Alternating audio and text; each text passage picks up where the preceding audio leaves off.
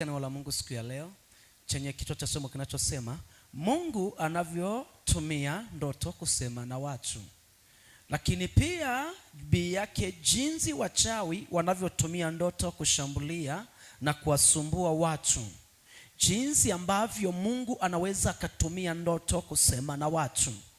Binadamu amegawanyika katika sehemu kuu tano, au kwa lugha nyingine science wanasema mwanadamu ana milango mitano. Yamsema milango mitano. Kwa waliosoma science, binadamu ana milango mingapi? Mitano. Namba moja, macho, pua, ulimi, hata ngozi. Milango mitano na zaidi, hata masikio ni mlango.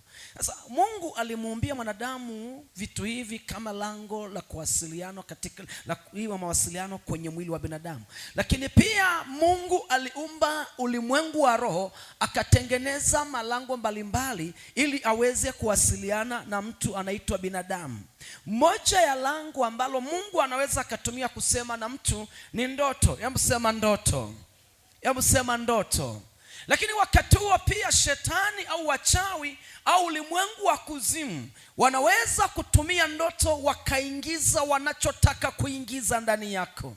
Sasa kama hautajua siri hii, unashangaa kuna matatizo yatakupata na haujui kwamba yametokana na nini. Kumbe yametokana katika ulimwengu wa roho. Usipojua namna ya kushughulikia na kuyang'oa, utashangaa unakufa kifo kibaya au unakutana na matatizo bila kujua utatokaje.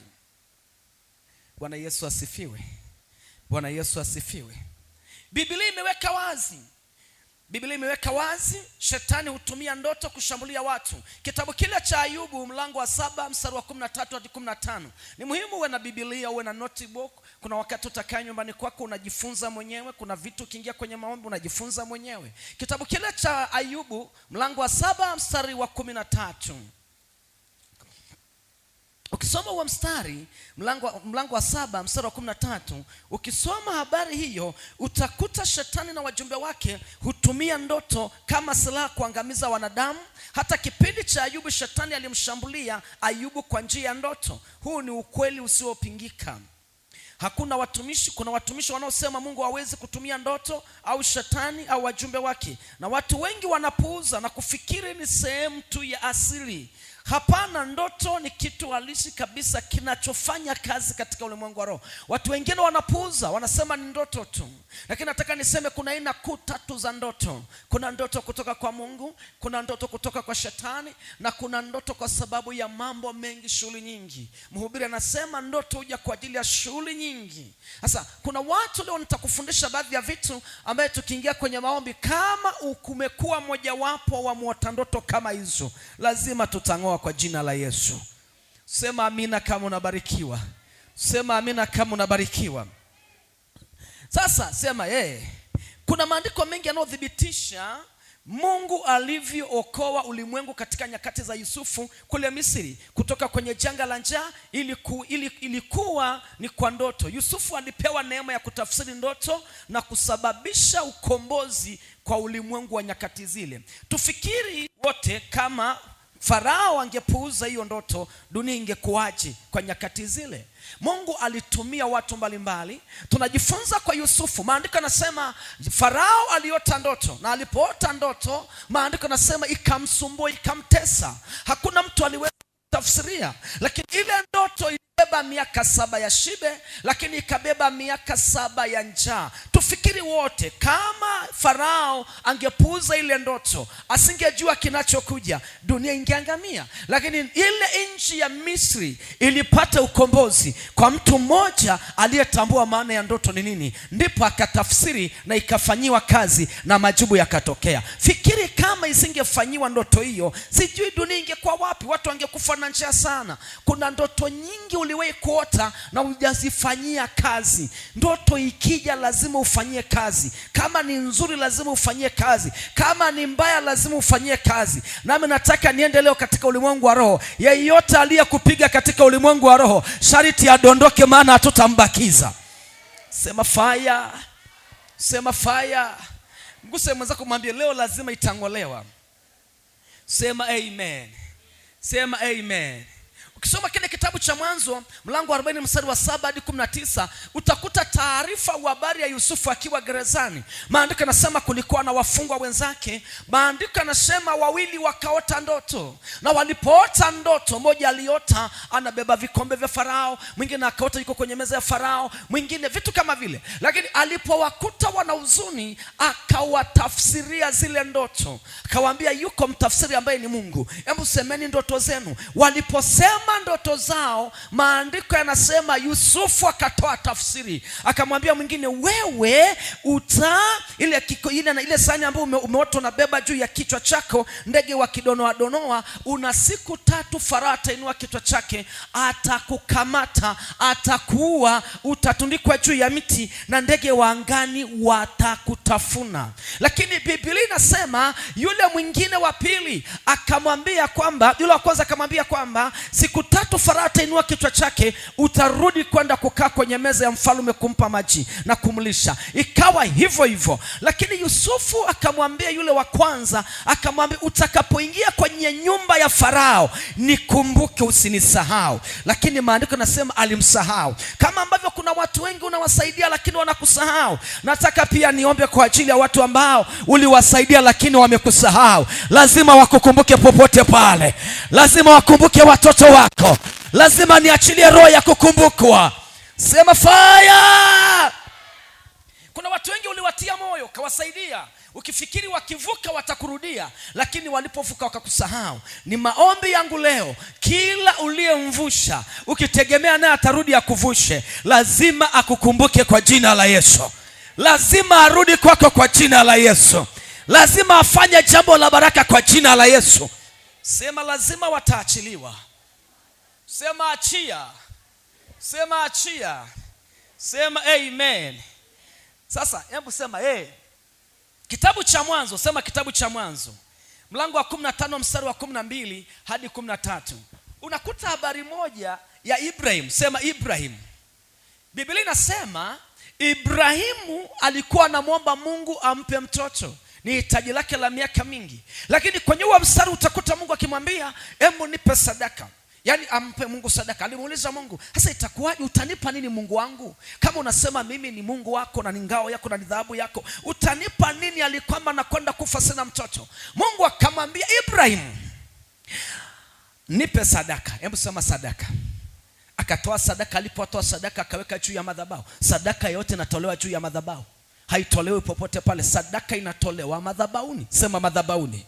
Ibrahimu alipotoa madhabahuni ile sadaka, akajenga madhabahu akaitolea. Alipotoa sadaka ile, maandiko yanasema akamwambia nipe na wanyama. Ilikuwa ni wanyama, ng'ombe wa miaka 3, njiwa wa miaka 3, kadhalika, paka kondoo, vitu kama vile. Ukiona siku zote unaota ndoto au unaingia kwenye maombi, alafu unasikia Roho Mtakatifu anakusukuma uambatanishe mahitaji yako na yale maombi, au yale maombi anadai uachilie sadaka, achilia haraka sana, kwa sababu kuna kitu kinakamatwa katika ulimwengu wa roho, kufanyika agano. Haijalishi nani atasimama mbele yako, lile agano ambao utafanya na Mungu hakuna atakayevunja. Na leo nataka nitangaze, kuna watu mtafanya agano na Mungu, hakuna atakayevunja ile agano.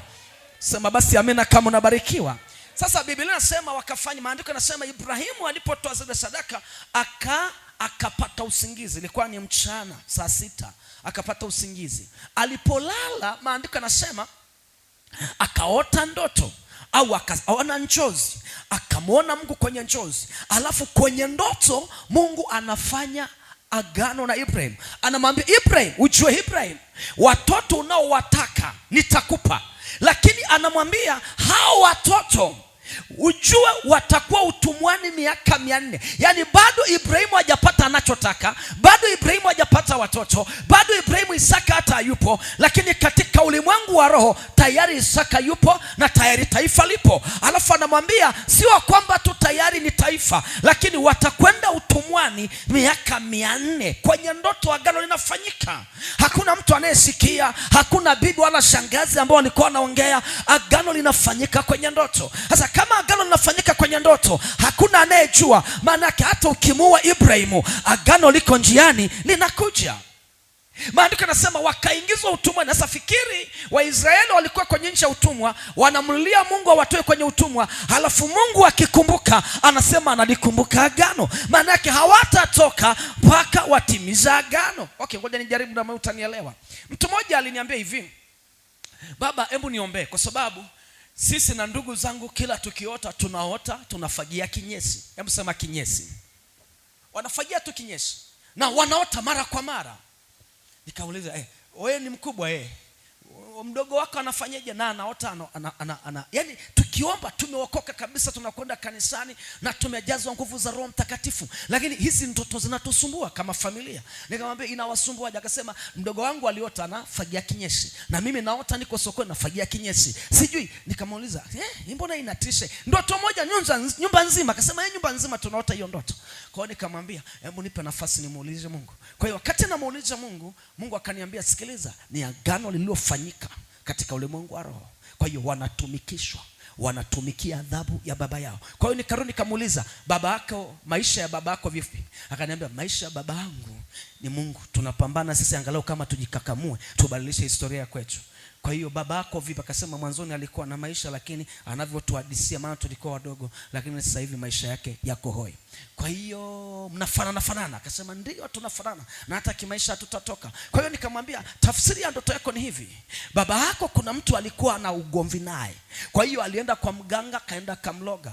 Kwa hiyo alipomloga, yule ni balaa, anamganga zaidi yake. Kwa alienda mahali akarudisha uchafu wote kwenu, akamloga baba yenu, akawaloga na kizazi chake. Yaani unalogwa, babaka analogwa, hata kizazi chake kinalogwa. Nisikilize, anayetesa wazazi wako ni adui wako. Usije ukategemea mtu atampenda mama yako, atamchukia mtoto wako, au akupende wewe, au akupende wewe alafu ampenda akuchukie baba yako. Nataka nikwambie, adui wa baba yako ni adui wako, adui wa mtoto wako ni adui wako. Yeyote aliyemloga baba yako shariti tuwalipize leo. Yeyote aliyemloga mtoto wako shariti tuwalipize leo. Mtu mmoja aseme amen.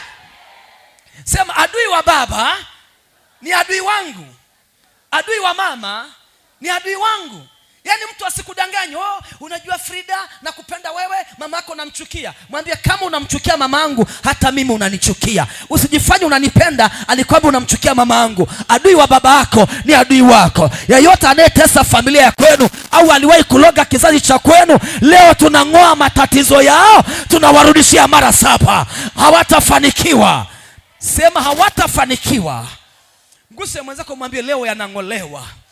Sema yanang'olewa.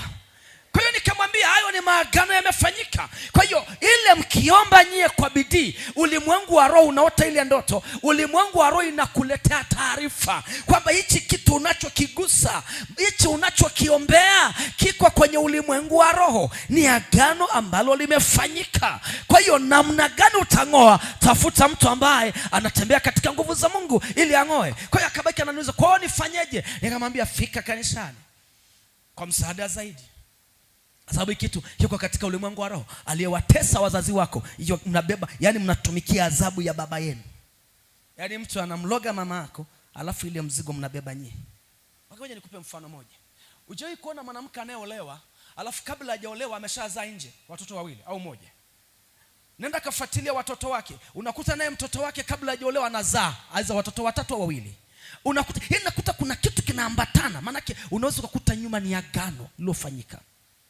Kwa hiyo angalia kwenu maisha, asilimia kubwa ya Waafrika, asilimia kubwa ya watu wa Afrika, angalia maisha yao. Ukikuta mtu maisha yake yamekuwa tofauti na wazazi wake, kuna vitu viwili: amemjua Mungu sana akavunja maagano, au anatumia nguvu za giza. Asilimia kubwa ya watu, hata mnaonisikiliza hapa, kacheki maisha yako. Jinsi mamaka alivyoishi, angalia maisha yako yalivyo. Baba yako alivyoishi, angalia maisha yako yalivyo. Yaani kama utakuta umemzidi ni kidogo sana, lakini maisha ni yale yale. Nataka niseme hivi, kuzaliwa kwenye familia maskini sio dhambi, sio tatizo, ila ni dhambi ukifa ukiwa maskini. Ni dhambi ukifa ukiwa na maisha ambayo mamaka alikuwa nao, babaka alikuwa nayo. Nami nataka nikwambie kwenye maombi haya, lazima tukatae maisha ya wazazi wako. Sema basi amina. Kama mamaka alikuwa na nyumba ndogo, na kutamkia pata nyumba kubwa zaidi. Kama babaka alikuwa na baiskeli, na kutamkia panda level ya gari. Kama babaka alikuwa na ploti ndogo, na kutamkia pata maploti. Kama babaka anafia kwenye kiwanja cha urithi, ninakutabiria utafia kwenye kiwanja cha urithi. Hivi nasikika kweli mahali hapa? Hebu sema nakataa kiwanja cha urithi. Mungu akufungulia milango mwanangu. Mungu akupa hatua moja zaidi. Nenda viwango vya baraka. Usibaki kama mama yako alivyobaki. Usibaki kama baba yako alivyobaki. Nami nimekuja nivunje maagano. Kila mstari uliochorewa ya kwamba familia ivuki hapa, leo nakuambia wewe utavuka. Nenda ngambo ya pili, hakuna atakaye kuzuia. Hebu sema nakataa kuzuiliwa. Saidia kumtingisha mwenzako, kumwambia maisha aliyoishi mama na baba, sitaisha hiyo maisha. Sema sitaishi hiyo maisha. Nitaishi maisha aliyopanga baba. Woo! Panda level ya baraka mwanangu. Panda level ya baraka mwanangu. Kama wazazi wako walisomesha watoto shule ya msingi, panda level wasomesha international school. Panda level. Panda level. Ninakataa kifo chako kwa jina la Yesu. Nakataa kifo chako kwa jina la Yesu. Kama maadui walipitisha roho ya mauti kwenye ndoto, leo nang'oa virudi kwao. Pokea ndoto kutoka kwa Bwana. Pokea maono kutoka kwa Bwana. Pokea visha kutoka kwa Bwana. Pokea mamlaka kutoka kwa Bwana. Kinachotoka kwa shetani leo nakizuia kirudi. Pokea kinachotoka kwa Bwana. Sema amina. Mwambie mwenzako nakataa maisha walioishi wazazi wangu. Hebu mguse basi, mwambie kataa. Hebu muangalie mwenzako kwenye sura, mwambie sura sio ya kwako. Hebu muangalie kwenye sura, angalie, mwambie hii macho kama mtu mwenye minyoo. Haya macho sio ya kwako kabisa. Mwambie haya mashavu sio ya kwako kabisa. Mwambie hata masikio sio ya kwako kabisa. Hata mashavu sio ya kwako kabisa. Yaani kuna mtu unakaa hivyo hivyo, lakini ngoja Bwana apitishe kaneema. Ngoja Bwana apitishe kaupepo. Yaani nakwambia utaonekana kwa sura nyingine tofauti. Nataka nitangaze kinabii, kuna watu mwaka huu watakutana na wao, watashika viuno, watasema ni wewe Esther unani? Utawaambia ni mimi. Tena si ajabu wakashindwa kuongea na wewe, maana level ambayo utakuwepo hawataweza kukunyokea. Watakuambia hebu naomba tuongee. Araboshanda, ninatamka kinabii, anayenisikia kila agano iliyopitishwa kwenye ndoto inavunjika. Sema fire. Hebu mgonge mwenzako, mwambie wewe furahi. Kuna kinachokuja. Mwambie kuna kinachokuja. Kuna kinacho.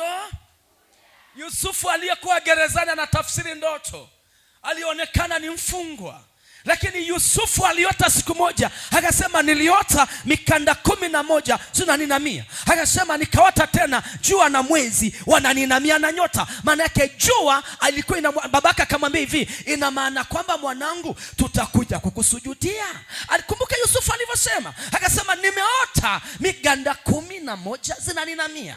Akasema tena nikaota nyota 12, alafu jua na mwezi vinaninamia. Alafu angalia babaka anavyosema. Maandiko yanasema babaka akalitambua hilo jambo, akalihifadhi. Alafu akamwambia ina maana kwamba mwanangu, mimi na mama yako tutakuja kukusujudia wewe na ndugu zako. Maana yake baba yake alitambua maana ile ndoto. Maana yake jua inamwakilisha Yakobo, halafu mwezi inamwakilisha mama yake, halafu nyota inawakilisha ndugu zake. Maana yake wewe hapo ulipo, wewe ni nyota. Ile nyota ikiibiwa hakuna atakaye kuona. Mwanadamu kama mwanadamu. Mnasoma wote. Angalia Balaki na Balaamu walipokuwa wanalaani taifa la Israeli kwenye kitabu cha Hesabu, nafikiri mlango wa 23. Maandiko yanasema Balaki anamuita Balaamu alaani taifa la Israeli. Maandiko yanasema akasema alipokuwa analaani, akasema ni mlaanije yeye ambaye ameshabarikiwa. Nataka nikwambie, Mungu akikubariki hakuna atakaye kulaani. Mungu akikubariki hakuna atakaye kulaani. Nataka niwatangazie wanaopambana na wewe. Mungu akamwambia Ibrahim, atakaye kulaani amelaaniwa, atakaye kubariki amebarikiwa. Hivyo mwanangu, nimetuma nikubariki. Atakaye kulaani anajisumbua bure, maana umebarikiwa. Aliyebarikiwa na Bwana huwezi kumlaani. Hivyo kwa kifupi, kuna watu wanapata shida juu yako. Kila wakikulaani wanaugua, kila wakikupiga wanapata majanga. Why? Wanapigana na mtu ambaye ameshabeba agano la kimbingu. Sema fire. Sema fire. Kwa hiyo angalia, aniangalia Balaki, anamwambia tazama, naona kwa mbali nyota itatokea katika Israeli. Sema Israeli. Sema Israeli. Sema Israeli. Nyota itatokea. Nyota itatokea. Tunaposema nyota, ndio mtu mwenyewe, ndio maisha ya mtu wenyewe.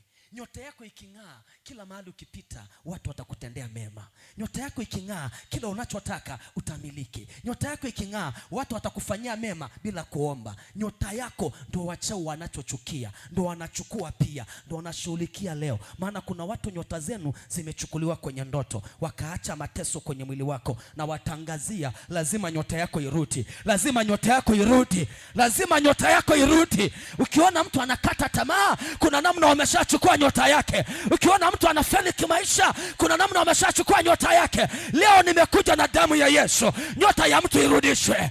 Nyota ya mtu irudishwe. Sikiliza, yani hapa mlipo unachukuliwa mzima mzima. Mimi Elisha hapa nachukuliwa mzima mzima. Ninabaki tu kiwiliwili. Naishi ndio, lakini sipo. Anayekaa ndani yangu ni mtu mwingine. Ndio unaona shangaa mtu anasumbuliwa na roho ya madeni, mara pressure, mara kukataliwa, kuachika, kuachwa. Hiyo yote ni kwamba nyota imechukuliwa. Ikirudishwa neema yako, hautabaki kama ulivyo. Kuna level utakwenda, kuna baraka utakwenda, kuna neema utapata.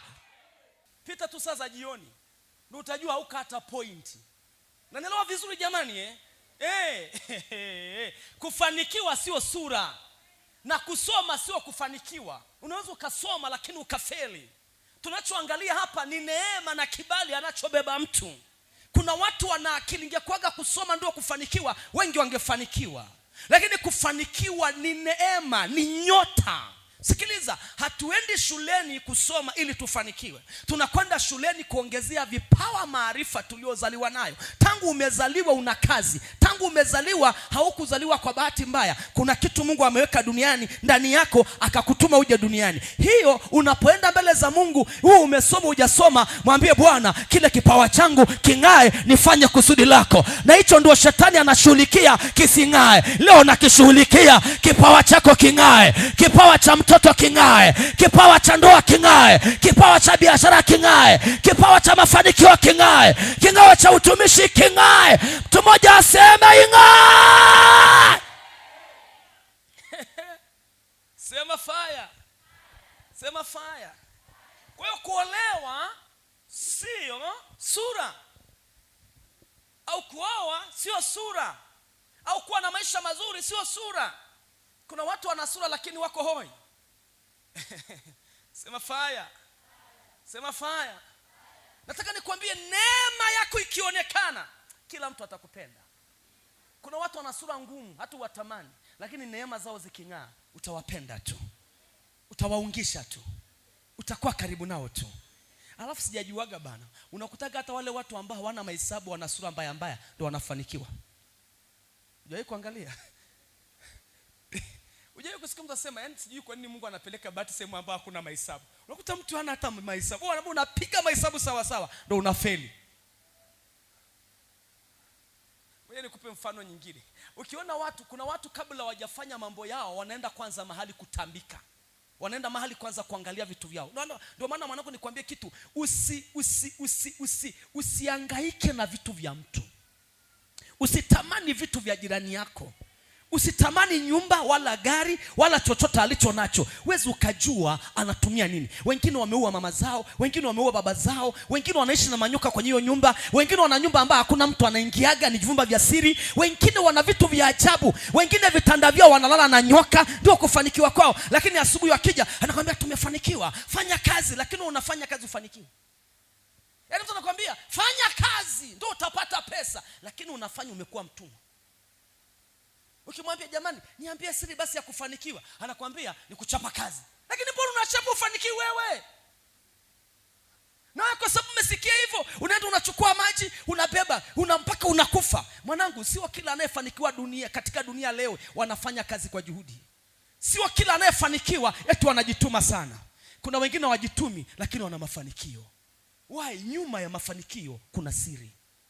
Sema basi amina. Nyuma ya mafanikio kuna nini? Kuna siri. Hakuna mafanikio bila roho. lazima kuwe na roho. Ndio maana watu wakimwamini Mungu, roho wa Mungu akishuka atakontrol vitu vyao. Ngoja nikupe mfano kabla sijaingia kwenye somo la ndoto vizuri. Wangapi waliwahi kusikia mtu namwambia hebu niletee pesa zako? Wangapi?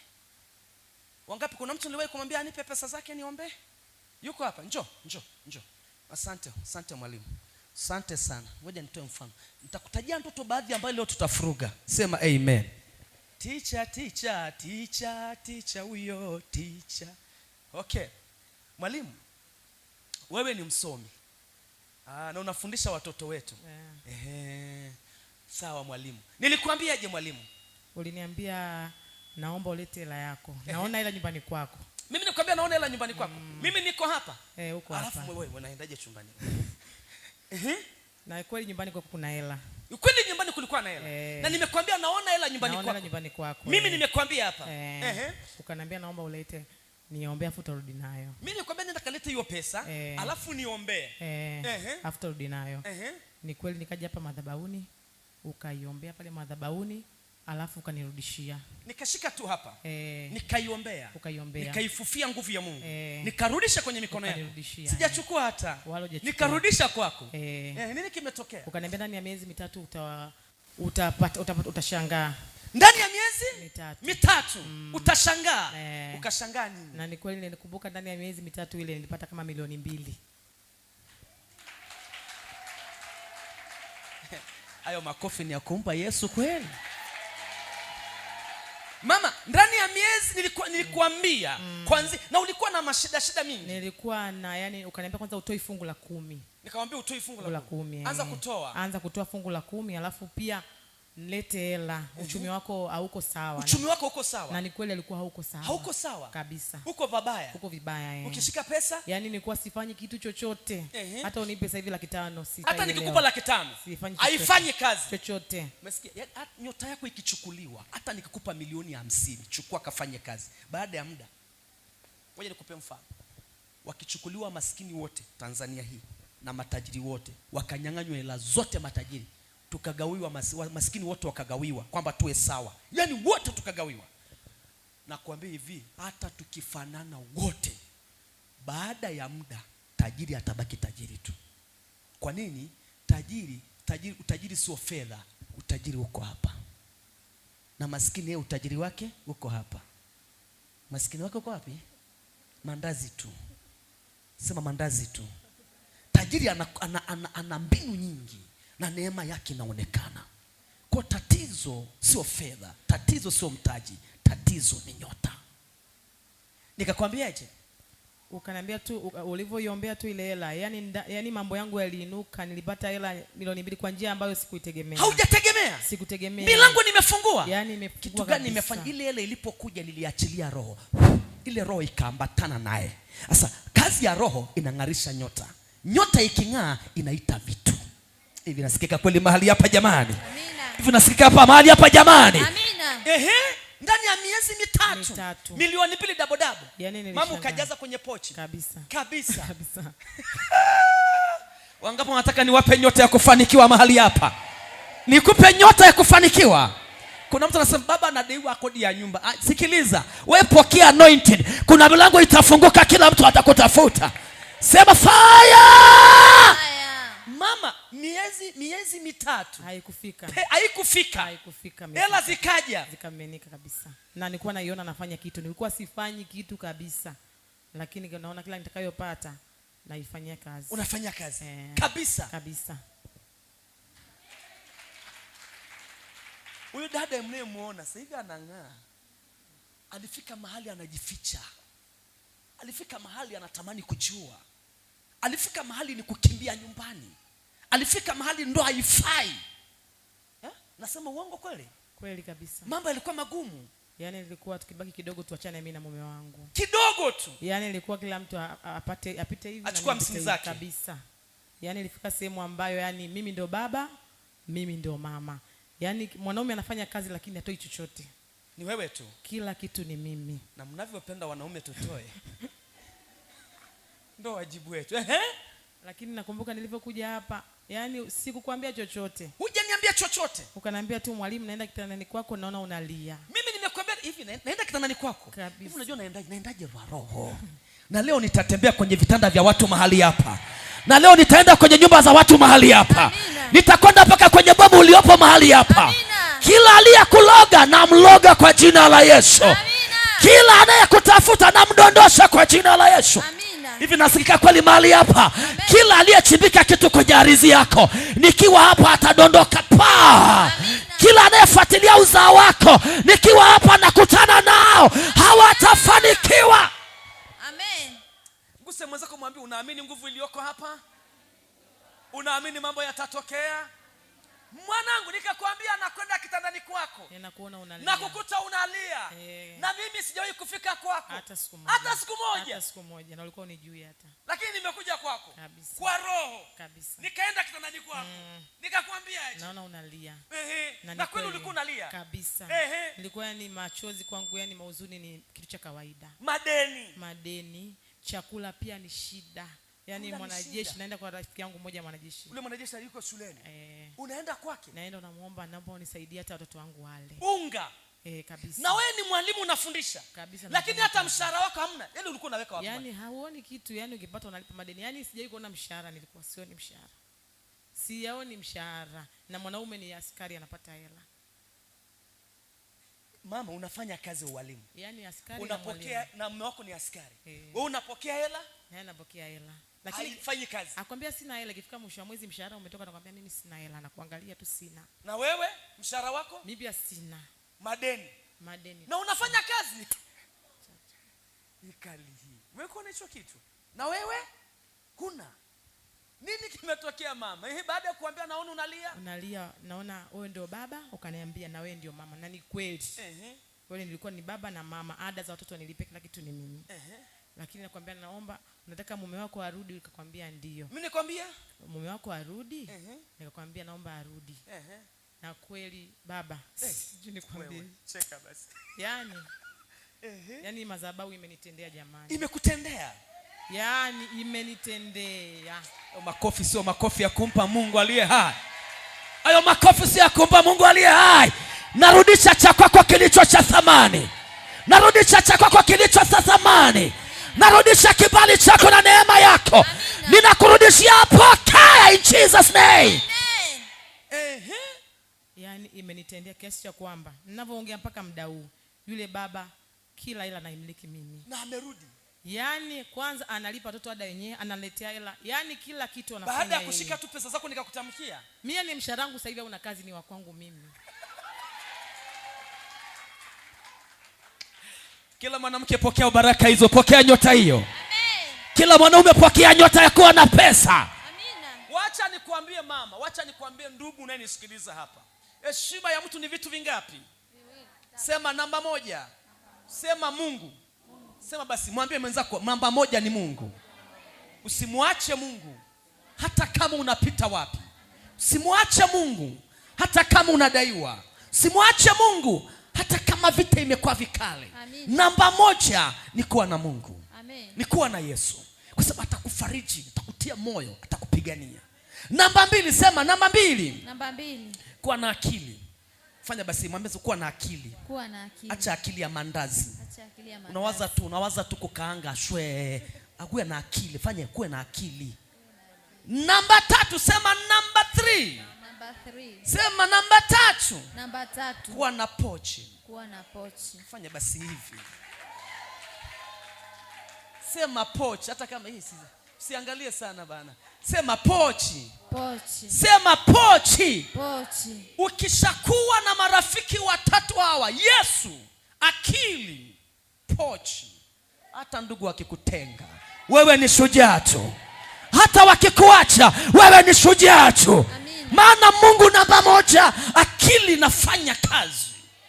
Na ndio maana watu maskini kazi yao ni kufuatilia tu maisha ya watu. Ukikuta watu matajiri wafuatili mambo ya watu. Ukiona tu ufuatili mambo ya watu, wewe ni tajiri.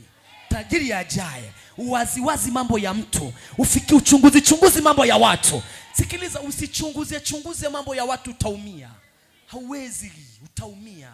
Achana mambo ya watu, fata ya kwako.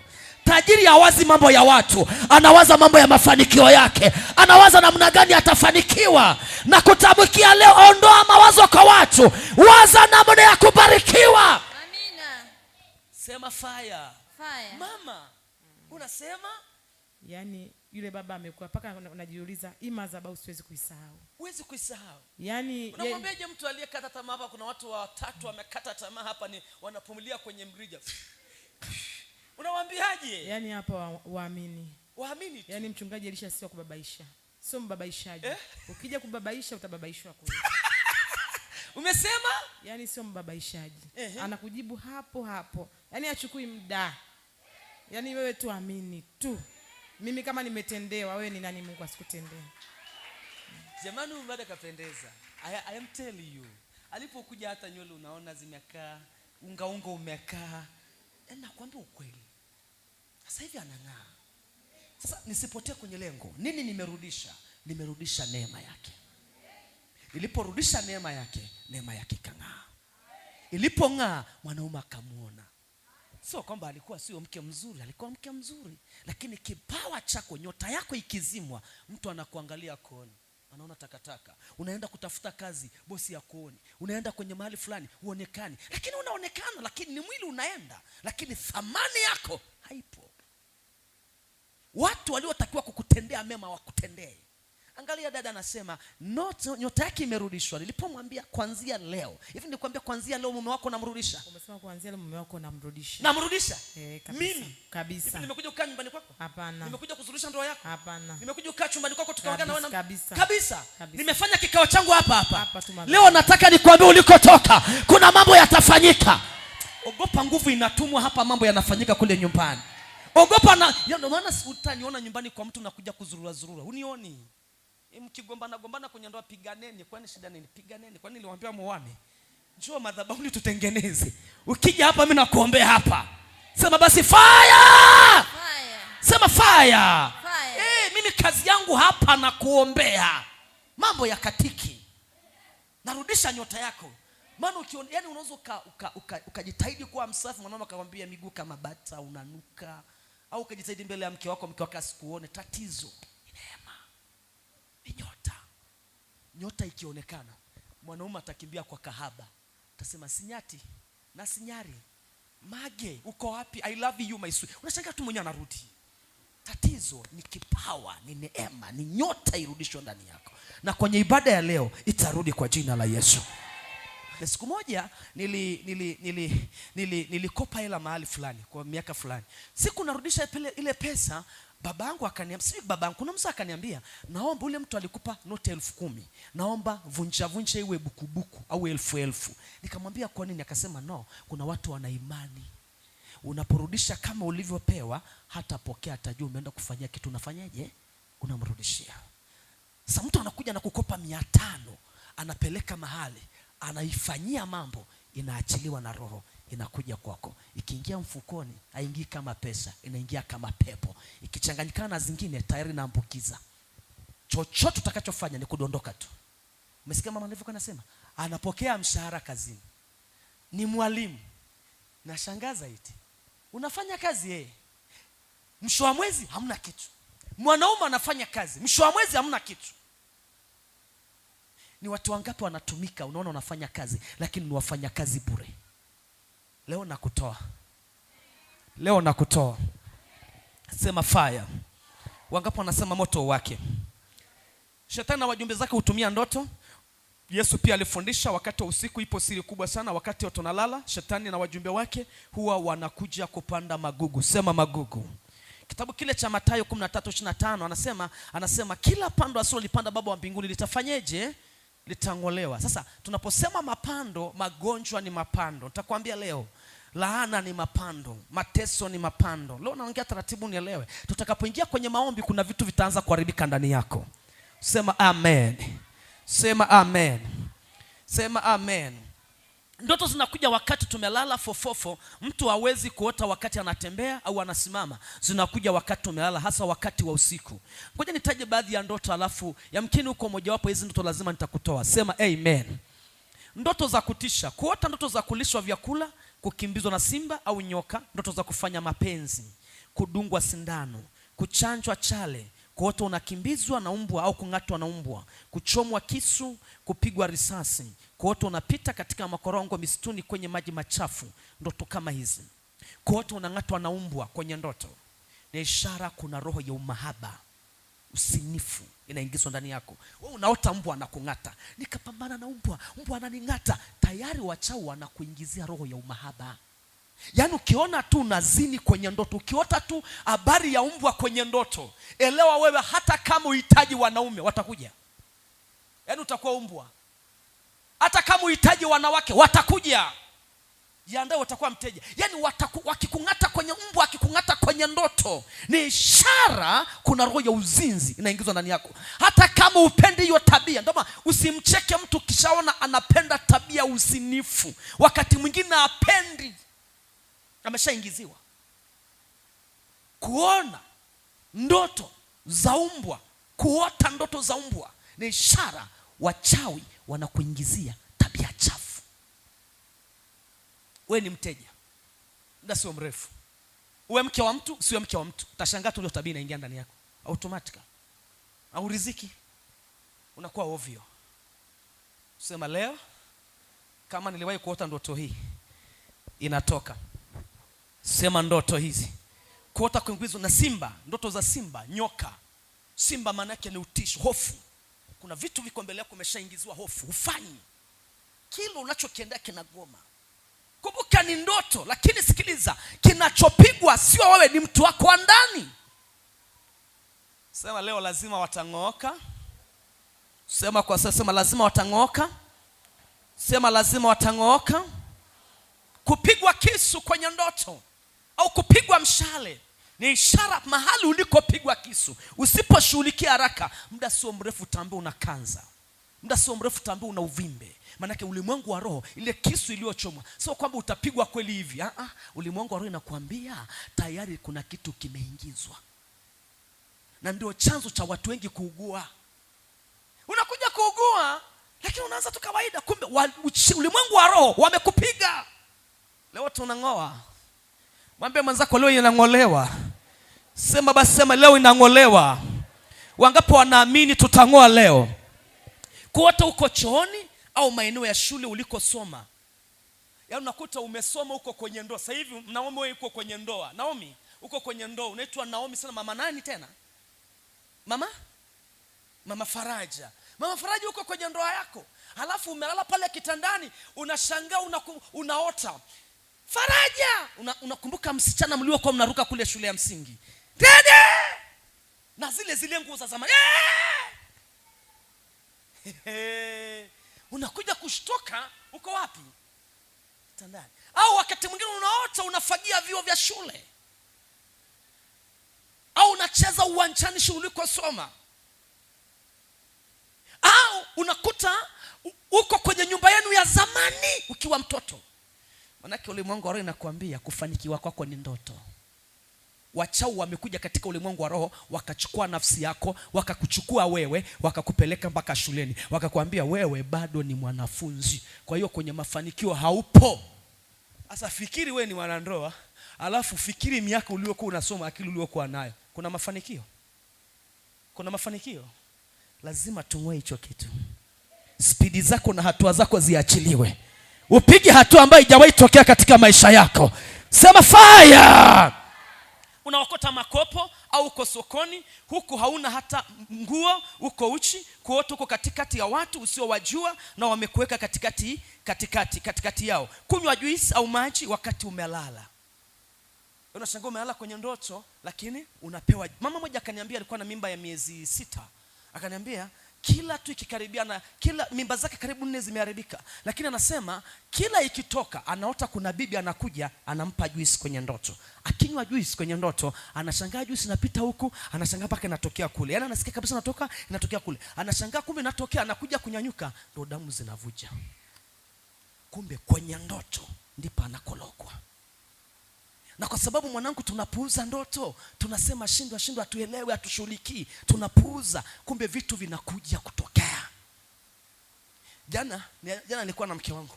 nilikuwa naandaa masomo ya kufundisha leo, nikachukua daftari ya mwaka 2009, nikakuta ndoto nilizoziota. Ndoto zikija andika na uziombee.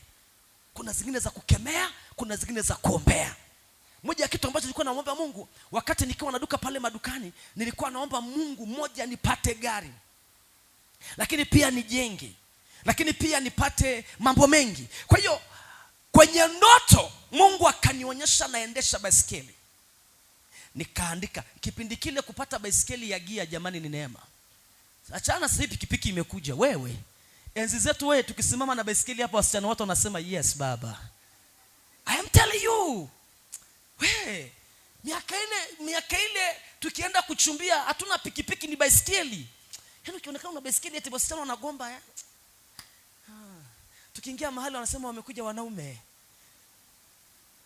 Na mimi miaka ile nilikuwa na baisikeli yangu moja inaitwa hii, mpaka leo nataka nifufuege na kumwambia mkeo nataka nifue baisikeli, unaenda naye kanisa na pia hapana, imepitwa na wakati bwana. Mimi nakuja nayo tu kanisani. Ile baisikeli imenitoa mbali. Kwa hiyo nikanunua, lakini niliota kwenye ndoto Mungu akaniambia utaanza kuendesha baisikeli. Nikaendesha, wakati wa biashara ni nzuri kabisa. Lakini gari, siku moja nikaota naendesha gari, alafu napanda kwenye mlima hapa, alafu niko na mtoto kwenye gari. Nikaandika. Alafu kila nikiota naandika, namwambia Mungu, timiza Mungu wangu. Naitolea na sadaka naiombea. Naitolea sadaka naiombea. Sikujua Bwana atanipaje gari, ila alishanionyesha katika ulimwengu wa roho. Lazima nikamate chochote Mungu aliwahi kukuonyesha kwenye ndoto, andika na uiombee na uitolee sadaka. Usiachie ndoto yete hivi hivi. Usiachie. Sema fire. Sema fire. Jana nikaona ilikuwa mwaka 2009. Leo vile vitu nilivyoota wakati huo niko ndani yake sasa hivi. Kuna ndoto ulizowahi kuota, shetani anazuia. Naamuru zije kwa jina la Yesu aliye hai. Naamuru zije kwa jina la Yesu aliye hai. Sema leo ziachiliwe. Sema ziachiliwe. Wangapi wanabarikiwa jamani?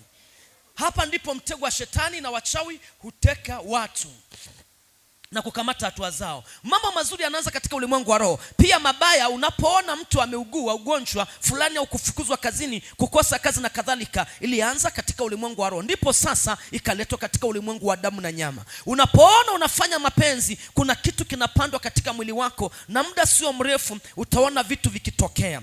Utakuwa umeendeshiwa, umeoteshewa, umeingiziwa roho ya mafarakano au roho ya mateso. Chanzo kikubwa wengine kupata roho nani. Sasa unapoota unafanya mapenzi kwenye ndoto, na wengine wanafanya mapenzi, unakuta mke wa mtu hata kama hujaolewa, vitu kama vile. Unapoota unafanya mapenzi na mwanaume, unakuta nimeota kuna kijana Hedesa mwakaja au fulani akaja naye mfahamu, akaja akaingia chumbani au tukaota mahali fulani,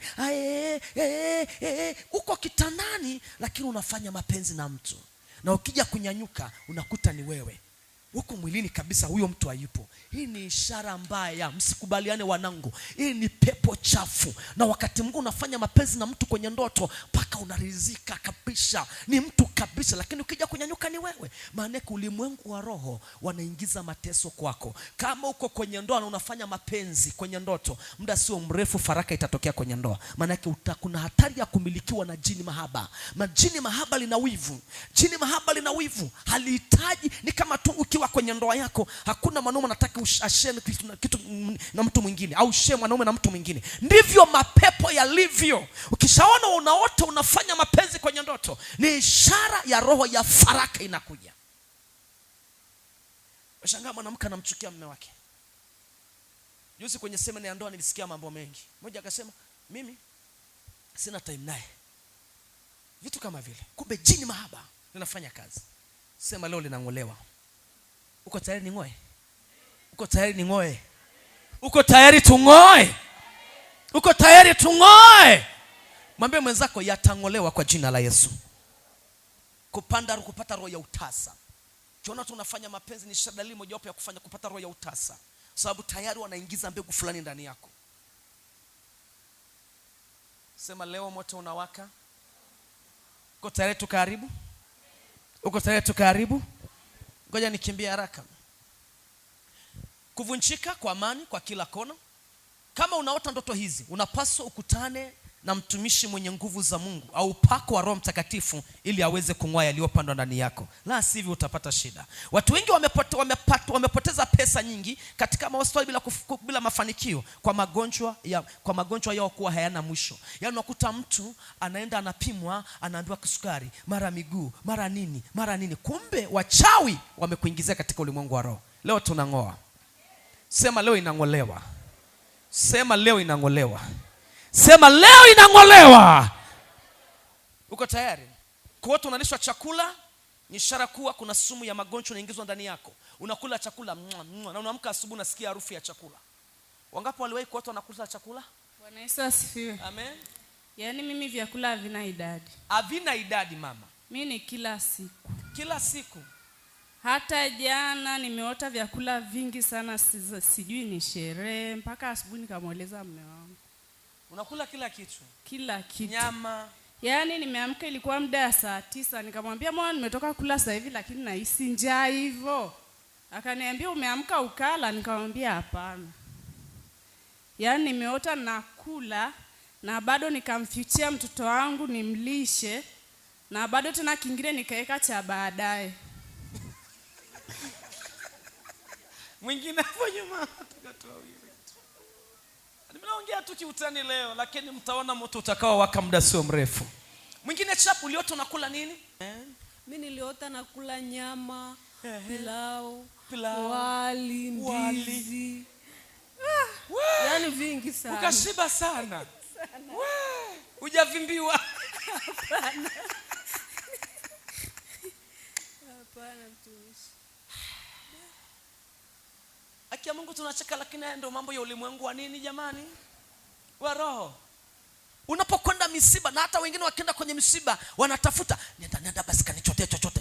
Na siku hizi mpaka wanaweka buffet kwenye msiba. Unashangaa weka basi. Unashangaa mtu sasa.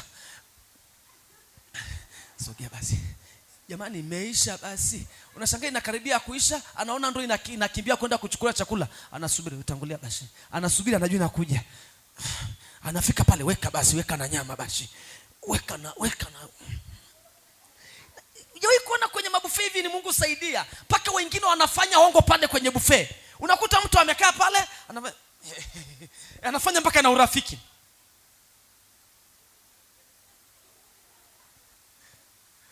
Paka kwenye hizi vyakula kia Mungu nakwambia. Kuna mwingine ukipita, anakuambia, "Nenda, sogea, nenda, pita." Nenda. Kuna mwingine akifika paka yanafanyika vitu vya. Naomba uwe makini sana. Uwe makini sana na hizi sherehe mnazoenda kula.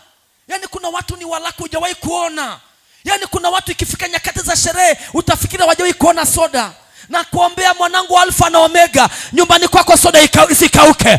Nyumbani kwako chakula isikauke. Nyumbani kwako isiwe mpaka sherehe ije ndio ule nyama. Kuna watu siku wamekula mayai ni siku mgeni amesema hodi. Kuna watu siku wamekula nyama ni siku sherehe imetokea. Kuna watu mtu amevaa vizuri ni siku kuna tukio mahali. Nataka nikuambie mwanangu, katikati ya wiki kula nyama. Katikati ya wiki kula nyama. Kuwepo na jambo, kusiwepo na jambo, kula wali, kula vyakula vyote. Ili unavyoenda kwenye sherehe za watu usiende kuwa na shingo kubwa. Huko wengine wamemalizwa. Huko wengine mmemalizwa. Acha ulaku. Mwambie mwenzako acha ulaku. Mtu aliyeokoka unataka ukienda, sikwambia usiende kwenye sherehe ya mtu. Nenda kwa sababu nayo itakufikia, lakini usiende kwa kuangalia vitu. Nenda kama aliyeshiba. Ukipata sawa, nisipopata sawa. Lakini kuna mtu anasema, "Haise, nimetoa na mchango wangu, hatujala." Ya unashangaa unachambwa mtaa mzima. Mama Naomi, utachambwa. Mama Jackson, utachambwa. Kama Makenye tumekaa kwenye harusi yake, tumekaa kwenye kamati, baba yule hawajatupa chakula jamani. Hata najutia 40,000 yangu niliyotoa. Matajiri wa Alfa na Omega hawajuti kutoa 40,000, hawajuti kutoa 200,000. Hawataongea. Baraka yao iko kwa Bwana wa majeshi, na furaha yao si wa chakula. Maadamu shughuli ya mtoto imeenda, wanampa Yesu utukufu. Lakini angalia masikini, wanaongea mpaka utafikiri wamelogwa. Mwambie mwenzako acha ulaku. Mwambie hata kama ulitoa mchango ujala, Kwani ulagi kwako? Mguse mwambie ulagi kwako. Nyama tu. Haki ya Mungu na waombea wanangu Alfa na Omega. Naombea vijana hili kanisa. Naombea wamama hili kanisa. Umasikini ni kitu kibaya. Na kuombea nyumbani kwako ukitaka juice unapata. Ukitaka soda unakunywa. Na kuombea nyumbani kwako 50,000 sikatike. Yaani 50 tu iwe yaani angalia mtu amekaa pe. Yaani ela kiwango cha chini kabisa nyumbani kwako. 50 ibaki tu pale kwenye godoro. Yaani hapo ni kwamba hamna chochote. Achana na mipango, 50 pale ndani. Yaani kakaka akikufamia, au mdogo wako au mgeni wa maana au pasta wako yeyote akasema hodi, Susana usemi mama nani? Aaron. Kimbia kwa mama, mwambie naomba sukari. Mwambie naomba sukari.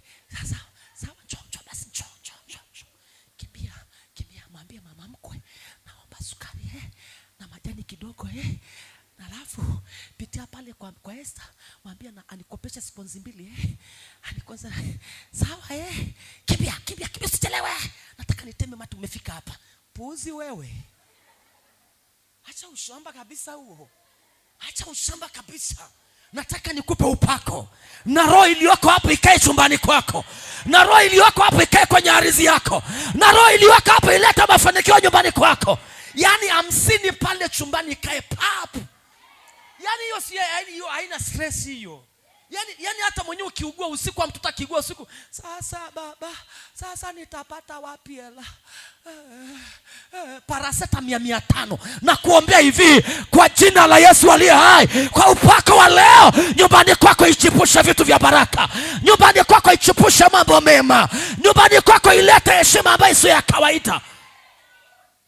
Hebu sema nyumbani kwangu baraka iwepo. Hivi natamka kweli, uamini nini? Uamini. Sema leo yatatokea. Sema yatatokea. Sema yatatokea. Sema yatatokea. Kulishwa vyakula. Kwa tunanyolewa. Nywele unamaanisha wachawi wanauchukua ufahamu wako, kumbukumbu yako. Pia inamaanisha kuna kitu kibaya kinachopandwa katika kichwa chako. Ndicho chanzo cha roho ya kusahaulifu. Watu wanafunzi kusahau. Na hii sio wanafunzi tu, hata watu wazima. Hujawahi kuona mtu ni mzima anaweka kisu mahali, anachomeka tu karibu na nyumba. Anaenda tu kuchota maji jikoni. Anarudi. Alikuwa anakatakata mboga. Yaani ametoka mwenyewe hapo, akaweka kisu karibu na akachomeka tu karibu na mbao. Alipochomeka akatoka pale labda kuchungu ilikuwa imetokota sana. Akakimbia tu kwenda kuzima moto. Akarudi kukatakata mboga. Akirudi pale hauni kisu. Kisu nitolee mfano kisu. Kisu iko wapi? Nimeweka kisu wapi? Anamwaga na mboga. Hamna kisu. Unashangaa, baby Risifa, mama, umeweka wapi kisu? Niko hapa. Mama, mbona mimi sijaona kisu? Njoo hapa. Kisu ilikuwa hapa, nani amechukua? Anagomba eti. Anagomba vibaya. Anagomba. Unashangaa, hasa kisu iko wapi sasa? Mbona sioni mama, lakini si ulikuwa unatumia wewe? Yaani paka mtoto mnagomba na mtoto. Unashangaa, nenda kamwambia mama Bencha aniazime kisu zake. Anaenda anakuja akatakata mboga, au niyo kisu, yaani amesahau kabisa. Siku hana kazi nayo kabisa, asema. Mwenyewe anacheka ndio umeona kitu kama hicho? Umeona kitu kama hicho?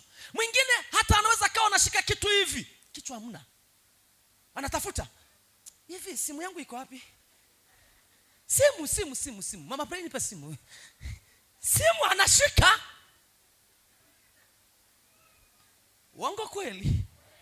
Uongo kweli? Uongo kweli? Mwingine mpaka nguo ameweka mahali. Nguo kabisa. Anatafuta mpaka anachoka. Yaani anachoka. Yeye mwenyewe ndiye ameficha, anachoka kabisa. Yaani mpaka anasahau. Hii ni tatizo. Wengi wamenyolewa nywele kwenye ndoto. Fahamu zimechukuliwa. Akili zimechukuliwa. Leo nakuombea irudi. Wanafunzi wengi wanasoma wanafeli mtihani kwa sababu fahamu zao zimechukuliwa. Kwenye ndoto nywele zimenyolewa. Amesema leo kumbukumbu zangu zirudi. Je, kuna mtu mnaahidiana kwamba tukutane siku fulani? Inafika siku hiyo anambia, ni leo eti. Anambia, jamani si saa imefika. Leo. Yaani utafikiri anakutania lakini ukweli hakutanii. Sio kwamba na mambo mengi sana. Kumbukumbu zinapotea. Narudisha kwa jina la Yesu. Changu unadungwa sindano ni ishara kunaingiziwa magonjwa. Ndio ile unasikia kanza au unanyonywa damu kwenye ndoto, ni ishara roho ya mauti inaingizwa ndani yako. Damu ni uhai. Ndio maana watu wanakufa tu. Sema sitakufa nitaishi. Sema sitakufa nitaishi. Yesu akasema kila pando asilolipanda Baba wa mbinguni litang'olewa. Magonjwa ni umaskini, magonjwa ni mapando, umaskini ni mapando, kukataliwa ni mapando. Na kutamkia mwanangu, lazima mambo yakatokee. Kila roho iliyozuia mafanikio yako lazima ikahame leo. Kila wachawi wanaokutokea kwenye ndoto lazima wakadondoke. Sema fire. Sema leo wanaonitokea kwenye ndoto moto unawaka kwao. Unashangaa mtu unaota unakimbizwa na nyoka, unakimbizwa na watu. Ni ishara unategeshewa kitu kwenye ardhi yako. Leo moto unawaka. Ardhi yako na iwake moto. Wachawi wanaokuja usiku na ndege na usafiri wa paka na usafiri wa nyoka na usafiri wa kijiti, kitanda chako leo ni moto. Na wewe leo nakupa roho watokee maadui zako na uwatandike. Unaonaje leo nikupe nguvu ambayo utawatokea maadui zako? Kama ambavyo nao wanafaa sura ya tembo, sura ya ng'ombe, sura ya chui, sura ya simba, sura ya paka, leo nawe faa sura ya simba wa Yesu. Faa sura ya simba wa kabila la Yesu.